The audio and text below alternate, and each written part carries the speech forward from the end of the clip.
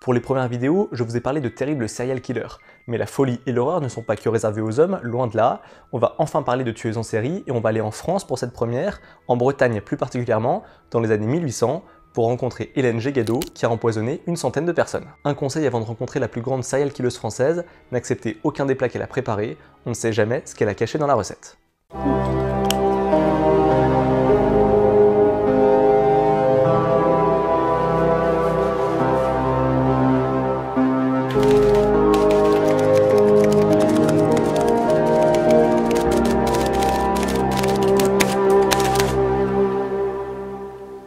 Au début du 19e siècle, Hélène Gégado va quitter assez tôt le domicile familial, à l'âge de 7 ans, suite à la mort de sa mère. Elle va être élevée par sa tante et elle va travailler comme cuisinière dans des presbytères ou des maisons. Son ingrédient préféré?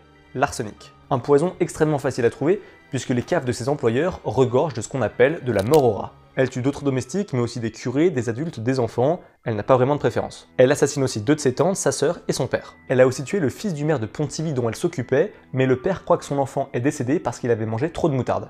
Elle va de maison en maison, fait planer la mort sur ses habitants, avant de chercher un autre travail, mais son nouvel employeur sera le dernier, car elle commet une grossière erreur. Elle se fait embaucher par Théophile Bidard Delanoë, un avocat, qui d'ailleurs deviendra maire de Rennes 20 ans après cette sombre affaire. Hélène se débarrasse d'abord de Rose, une gouvernante qui lui donnait trop d'ordre à son goût. Le problème malheureusement c'est qu'une autre domestique l'a vu tartiner de la mort au rat sur du pain. Il faut donc s'en débarrasser, et tant qu'à faire, elle tue la dernière servante qu'elle jalousait, car elle avait les faveurs du maître de maison. L'avocat est expert en criminologie et il a commencé à sentir qu'il y avait quelque chose de louche qui se passait sous son toit. Il fait examiner les vomissements de l'une des victimes, il y trouve de l'arsenic, et l'empoisonneuse est donc arrêtée le 2 juillet 1851. Pourquoi Hélène n'a-t-elle pas été arrêtée plus tôt? L'explication la plus probable, c'est qu'à cette époque, la Bretagne était touchée par une épidémie de choléra. Malheureusement pour les victimes et heureusement pour elle, les symptômes de cette maladie sont semblables à ceux d'un empoisonnement à l'arsenic. Alors souvent il n'y avait pas d'autopsie car ces morts ne paraissaient pas suspectes, ce qui nous permet de dire aujourd'hui qu'Hélène Gégado a tué environ 80 personnes, c'est qu'elle conservait soigneusement un souvenir de chacune de ses victimes.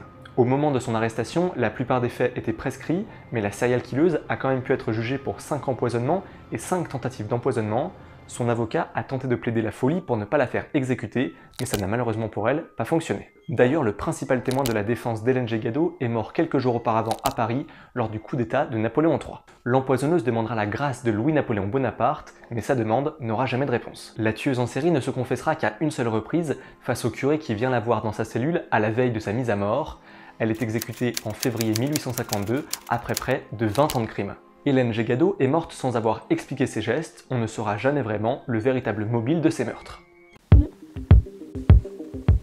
La tête d'Hélène Gégado a été autopsiée par des scientifiques qui cherchaient la fameuse bosse du crime sur son crâne, puisqu'à cette époque, on pensait que des bosses sur notre boîte crânienne pouvaient révéler certaines de nos capacités. Ce qui est sûr, c'est que l'empoisonneuse a été traumatisée par la mort de sa mère alors qu'elle n'était âgée que de 7 ans. Ça a renforcé sa peur de l'Ankou. L'Ankou, c'est un personnage du folklore breton, une sorte d'ange de la mort, de faucheuse, qui est censé faire passer les personnes décédées de l'autre côté. On peut dire que la tueuse en série est devenue une sorte d'incarnation de la mort, elle avait le pouvoir sur la vie d'autrui. L'histoire d'Hélène est très connue, notamment en Bretagne, on s'inspire de sa vie dans le livre Fleurs de tonnerre, sorti en 2013, et adapté au cinéma en 2016 par exemple. C'est comme ça depuis que je suis née. La mort me suit, on dirait.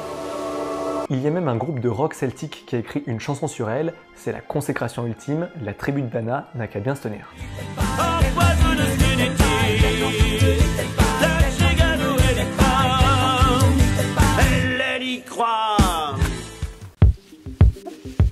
Dans les vitrines de certaines pâtisseries bretonnes, vous pourrez trouver un drôle de gâteau qui porte le nom de la célèbre tueuse en série, mais rassurez-vous, la ressemblance s'arrête là, personne n'a osé verser un soupçon d'arsenic dans la pâte. D'une façon ou d'une autre, la cuisinière aura marqué la gastronomie à sa manière, c'est élémentaire.